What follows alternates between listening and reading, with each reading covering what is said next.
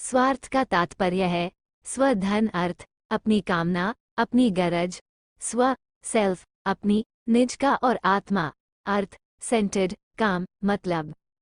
संस्कृत में स्वार्थ का अर्थ स्वयं का हित होता है।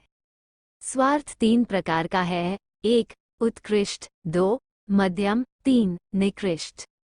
उत्कृष्ट स्वार्थ वह है जिसमें आत्मा स्वच्छ रूप में रहकर अपने अर्थ की ओर प्रवृत्त होता है।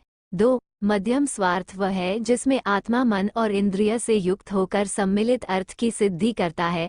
3 निकृष्ट स्वार्थ है वह जिसमें आत्मा मन और इंद्रिय से युक्त होकर ममता के वशीभूत होकर सम्मिलित अर्थ की सिद्धि करता है। यही निकृष्ट स्वार्थ है जिससे मनुष्य को मृत्यु के दुख से दुखी होना पड़ता है। जगत में प्राणियों के वियुक्त होने एर जो दुख अवशिष्ट परिवार को हुआ करता है, उसका हेतु यह नहीं होता कि वियुक्त प्राणी उन्हें बहुत प्रिय था, बल्कि असली कारण ये होता है कि वियुक्त प्राणियों के साथ अवशिष्ट परिवार के स्वार्थ जुड़े थे और वियोग स्वार्थ सिद्धि में बाधक होता है। बस असली दुख इतना ही होता है कि स्वार्थ हानि हुई। जिसे पुत्र का शोक है वह केवल इसलिए कि उसने पुत्र को बुढ़ापे की लाठी समझ रखा था। पुत्र क्या मरा, मानो उसके बुढ़ापे की लाठी छिन गई। अब चिंता केवल इस बात की है कि बुढ़ापे में सहारा कौन देगा। जिसे माता पिता का दुख है वह भी अपने ही स्वार्थ के लिए कि अब उसका पालन पोषण कौन करेगा। जिसे स्त्री का दुख है वह भी केवल अपने ही स्वार्थ के लिए, क्योंकि जो सुख स्त्री से मिला करता था वो अब नहीं मिलेगा। अतः ये स्पष्ट है कि जिसे मृत्यु का शोक कहते हैं वो शोक असल में बंधु बांधवों के लिए नहीं किंतु अपने ही स्वार्थ में बाधा पहुंचने से किया जाता है। अरे मित्रों, निश्चय पति की कामना के लिए पत्नी को पति प्रिय नहीं होता किंतु अपनी कामना के लिए पति प्रिय होता है। एक निश्चय भार्या की कामना के लिए पति को भार्या प्रिय नहीं होती किंतु अपनों कामना के लिए ही भार्या प्रिय होती है। निश्चय पुत्रों की कामना के लिए माता पिता को पुत्र प्रिय नहीं होते किंतु अपनी कामना के लिए ही पुत्र प्रिय होते हैं। धन की कामना के लिए मनुष्य को धन प्रिय नहीं होता किंतु अपनी कामना के लिए धन प्रिय होता है। निश्चय ब्राह्मण की कामना के लिए मनुष्य को ब्राह्मण प्रिय नहीं है किंतु अपनी कामना के लिए ब्राह्मण प्रिय होता है। निश्चय क्षत्रिय की कामना के लिए मनुष्य को क्षत्रिय प्रिय नहीं होता किंतु अपनी कामना के लिए क्षत्रिय प्रिय होता है।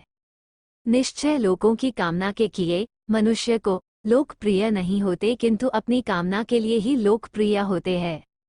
निश्चय देवों की कामना के लिए मनुष्य को देव प्रिय नहीं होते किंतु अपनी कामना के लिए देव विद्वान प्रिय होते हैं।